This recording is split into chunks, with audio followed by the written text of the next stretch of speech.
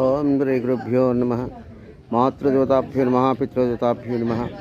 తిరువూరు శేషమణీంద్ర స్వామి ఆశ్రమం నుండి ప్రతిరోజు కూడా ఒక మంచి మాట చెప్పుకుంటున్నాం. ఈ రోజున ముక్తి మార్గం నుండి ఒక విశ్లేషణ చేసుకుందాం. ఏంటంటే,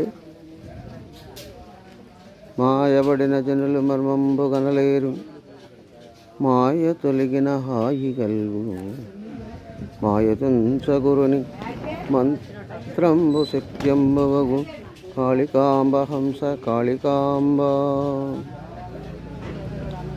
మాయలో ఉన్న మనుషులు మర్మాన్ని తెలుసుకోలేకపోతున్నారు. ఆ మాయను ఎవరైతే తొలగించుకుంటారో వాళ్ళకి మనసు హాయి కలుగుతుంది. అదేవిధంగా ఇది మాయ తొలగాలి అంటే గురువుని యొక్క మంత్రం కావాలి. ఆ గురువు మంత్రం తప్ప ఇంకా ఏది కూడా ఆ మాయను తొలగించలేదని తెలియజేస్తుంది.